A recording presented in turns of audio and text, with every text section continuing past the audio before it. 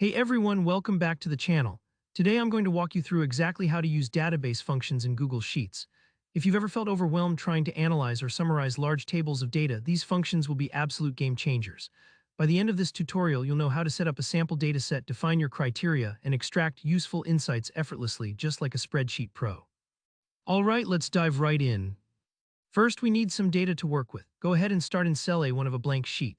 Here we'll set up a simple product database. Enter your column headers across the top, so you'll put product in A1, category in B1, stock in C1, price in D1, and in stock in E1.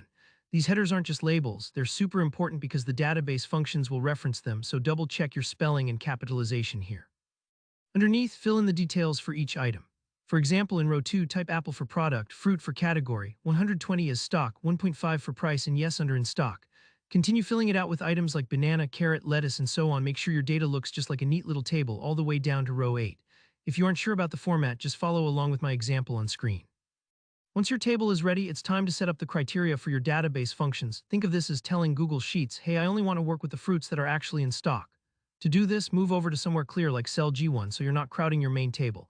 In G1, type category, and next to it in H1, enter in stock. These should match the headers from your main table exactly. Directly beneath in G2, type fruit, and in H2, yes. This little range is called the criteria range.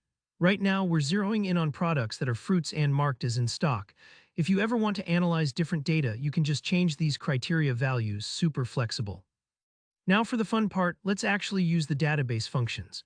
You can place these formulas outside your main table, say in row 11 starting with column B, just so everything's tidy and clear. First up is DSUM, which will calculate the total stock of fruits in stock.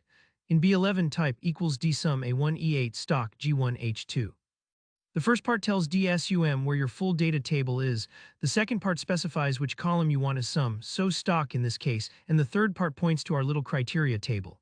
Hit enter and you'll immediately see the total fruits in stock. Next, let's get the average price of in-stock fruits. In C11, type equals DAVERAGE A1 E8 price G1 H2. Similar pattern here, DAVERAGE checks only the rows that meet your criteria, then averages the prices. But what if you want to count how many in-stock fruits you have? That's where DCOUNT comes in. In D11, enter equals DCOUNT A1 E8 stock G1 H2. This doesn't just count total pieces, it counts entries meeting your criteria. And finally, maybe you want to know the highest priced fruit that's currently in stock. Use DMAX for that. In E11, type equals DMAX A1 E8 price G1 H2. That will instantly give you the highest value, which is great for quickly spotting premium products.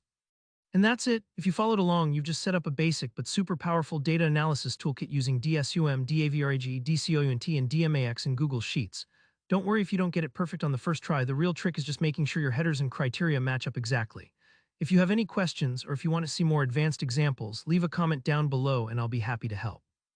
Don't forget to like this video and hit subscribe for more clear and practical Google Sheets tutorials just like this one. Thanks for watching and I'll see you in the next video.